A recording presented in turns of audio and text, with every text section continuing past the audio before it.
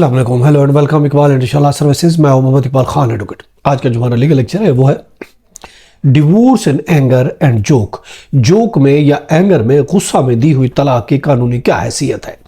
دیکھیں، فقہ حنفیہ کے مطابق ایسی طلاق جو جوک میں دی گئی ہو، جو غصے میں دی گئی ہو، جو نشے میں دی گئی ہو، جو فورسفلی دی گئی ہو، تو ایسی طلاق جو ہوتی ہے، یا کسی کو خوش کرنے کے لیے طلاق دی گئی ہو، یا جیسے والدین کہتے ہیں طلاق، آپ مجھے اپنے بیوی کو طلاق دے دو، تو والدین کو خوش کرنے کے لیے یا کسی اور کو خوش کرنے کے لیے اگر آپ طلاق دیتے ہیں، یا فار ایگزامپل آپ نے پہلی شادی کی، دوسری شادی کر رہے ہیں، دوسری بیوی آپ کو کہتی ہے پہلے کو طلاق دے، چلو جی اس کی خوشی کے لیے آپ کہتے ہیں کہ میں طلاق دے دیتا ہوں.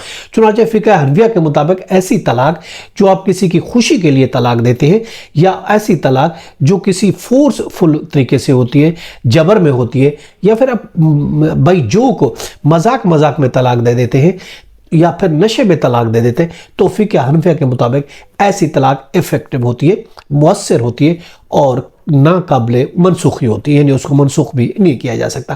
اگر ہم بات کرتے ہیں فقہ جعفریہ کی، فقہ جعفریہ کے مطابق جو کہ سیکشن 7 کا سب سیکشن 1 کا 2 ہے مسلم فیملی لا آرڈیننس 61، اس کے تحت ایسی طلاق جو کسی غصے میں دی گئی ہو، جو مذاق میں دی گئی ہو، جو پاگل پن اور تشدد کی بنیاد پر دی گئی ہو، تو ایسی طلاق جو ہوتی ہے وہ غصے میں، مذاق میں، تشدد پر، پاگل پن میں، ایسی طلاق افیکٹو نہیں ہوتی، غیر مؤثر ہوتی ہے.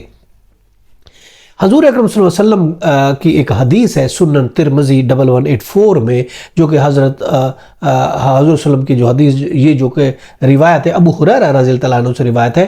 حضور صلی اللہ علیہ وسلم کا یہ فرمان ہے کہ تین ایسے کام ہوتے ہیں جو ہم خاص سنجیدگی میں کیے جائیں یا مذاق میں کیے جائیں وہ کام ہو جاتے ہیں، اور ان میں ایک کام جو ہے وہ نکاح کا ہے، شادی کا ہے، دوسرا طلاق کا ہے، اور تیسرا رجعت کا ہے.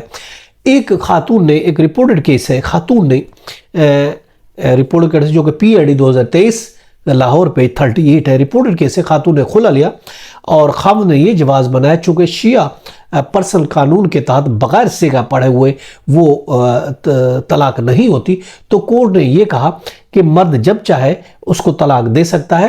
اگر سیگا جات کی بات ہے، سیگا جات اگر ضروری ہے تو وہ بعد میں بھی پڑھے جا سکتے، کوئی اتنا ایشو نہیں ہے. اسی طریقے سے ایک دوسرے رپورٹڈ کیس ہے 2016 کا CLC پیج ہے 180 لاہور کا ہے، جس میں شوہر نے ذہنی دباؤ میں آ کے غصے کی حالت میں اس نے اپنی بیوی کو طلاق دے دی تھی، اور وہ بھی 3 طلاقیں ایک ساتھ دے دی تھی، اور زبانی طلاق کو بعد میں اس کو ایڈمٹ بھی کر لیا تھا، اقرار بھی کر لیا تھا.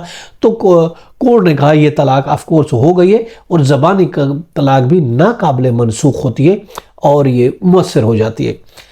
اب اسی طریقے سے ایک اور رپورٹڈ کیس ہے PLD 2016 پشاور 1، اس میں یہ کہا گیا کہ بیوی کی رضامندی کے بغیر اگر کوئی زور زبردستی سے طلاق دے دا ہے تو اس کو خلا نہیں کہا جاتا، وہ طلاق ہوگی اور وہ افیکٹو ہوگی.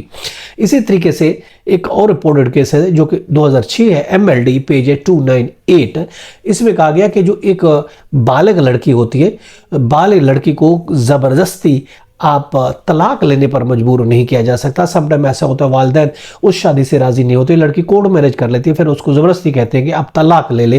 چنانچہ زبردستی سے طلاق لینے پر بھی ایک بالغ لڑکی کو، ایک ایڈلٹ لڑکی کو مجبور نہیں کیا جا سکتا. اگر آپ کریں گے تو وہ انویلڈ ہوگی. رولنگ 2006 MLD پیج 298 ہے.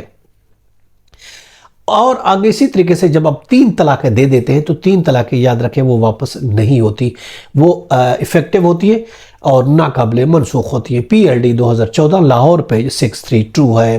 اب اسی طریقے سے اگر کوئی یہ کہتا ہے کہ میں نے یہ طلاق غلطی سے یہ طلاق دے دی، غلطی کی وجہ سے طلاق ہو گئی، حالانکہ میرا ارادہ نہیں تھا، میں طلاق نہیں دینا چاہتا تھا، مگر غلطی ہو گئی، غلطی کی وجہ سے یہ طلاق دے دیے، تو قانون یہ کہتا ہے کہ غلطی کی وجہ سے بھی دی ہوئی طلاق جو ہوتی ہے وہ مؤثر ہوتی ہے اور طلاق ہو جاتی ہے. رولنگ جس کے لیے ہے 2010 YLR پیج ہے 582.